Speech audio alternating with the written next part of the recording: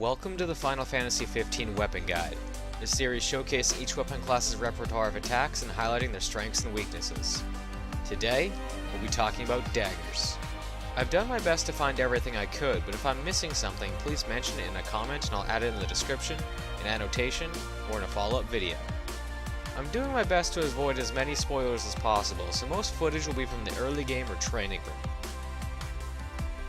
Daggers are the most technical of the weapon choices in your arsenal, but also some of the deadliest.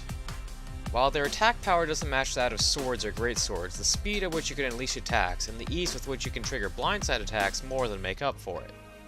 Dagger attacks have exceptionally quick recovery time, making it unlikely that an enemy will catch you during an attack of your own as long as you're paying attention.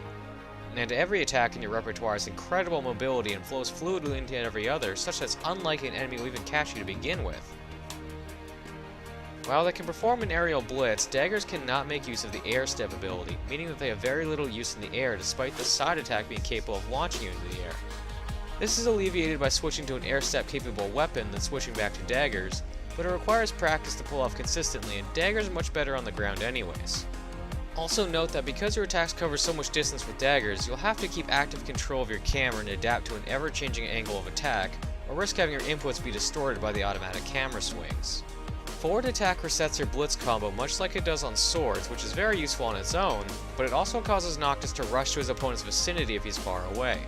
Use this when you need to close the gap after an errant side attack puts you too far away, or you have disengaged with a away attack. Side attack is perhaps your most useful attack with this weapon class. The sidestep has a small period of invincibility as well as a period of super armor so that you can ignore an attack whether you take damage or not, and you can follow up either with a follow-up attack, a blitz, or take to the air if need be. You can also repeat the sidestep indefinitely. The primary use for this attack, however, is quickly get into an enemy's back for blindsides. Warp Strike, though it acts like every other non-Royal Arm warp attack, is noticeable just for how fast it is. You don't travel super far with it, but its near instant teleportation means that it has a few uses. You can dodge an attack without giving up precious combo time by warp striking where you would normally choose to phase.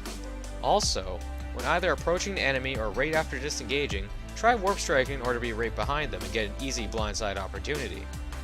This isn't a unique application to Daggers, but the speed of the attack is what makes it so potent.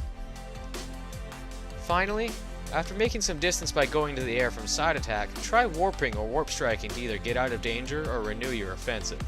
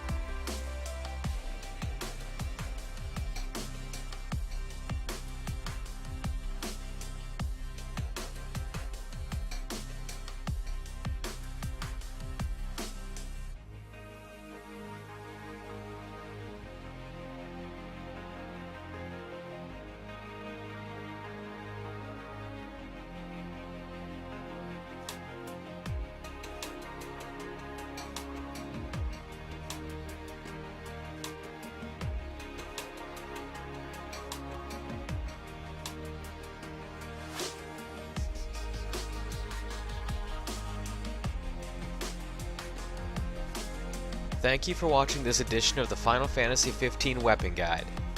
I hope you gained some valuable insight that will help you survive your journey in EOS, and I hope to see you next time, where we'll learn a whole lot more.